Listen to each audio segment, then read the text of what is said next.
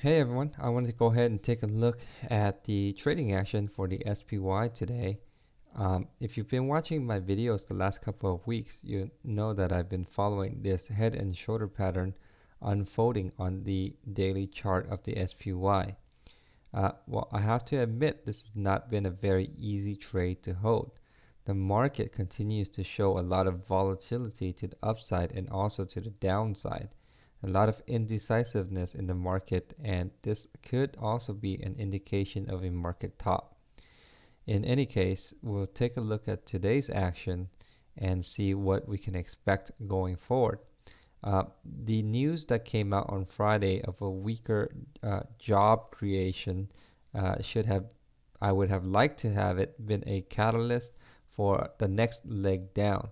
But apparently, the bulls repackaged and respun the news as good news that the rate hikes would be pushed further back. So we did not get the lower low that I was expecting, and that would have made the trade a lot easier to hold. Instead, we had really solid price action.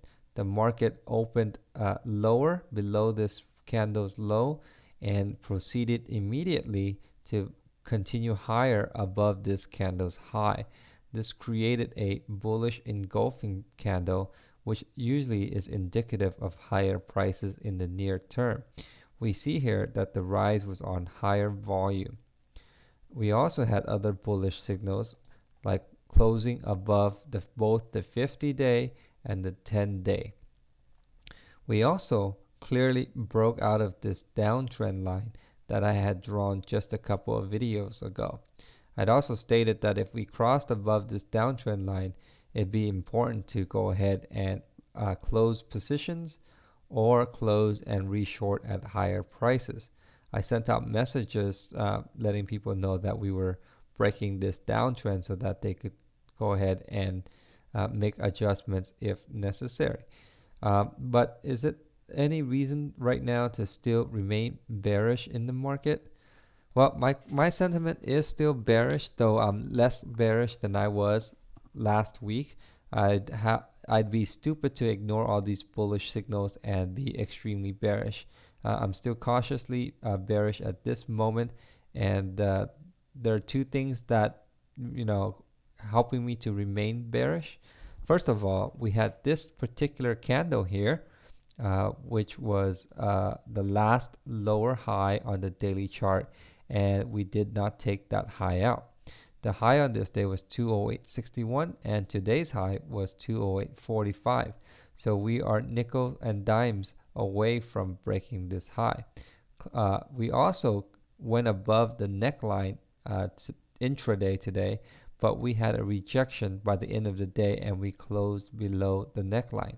Now this clearly is a soft rejection because we had a huge candle and we closed well above the midpoint of this candle, today's candle. So unless we take out this daily high here, it's good enough reason to be bearish. Just remember last Monday, we had this very bullish gap up, and we followed through by selling off the next 2 days. So something similar can happen. We went up, but we could not take out the same high. So it's a very good chance we may see a pullback the next couple of days. If we do happen to head higher and we do break this high here, we also have a quick resistance nearby from this breakout point, this previous high here. If we do clear this resistance, then we are within striking distance of clearing this right shoulder. Once we clear this right shoulder, then my sentiment would be bullish. If we close above 210.50 to 211.29, my sentiment would be to become bullish. But until then, I have to hang on tight, even though it's really been difficult to hold on to this trade. I did lighten as we went across this line.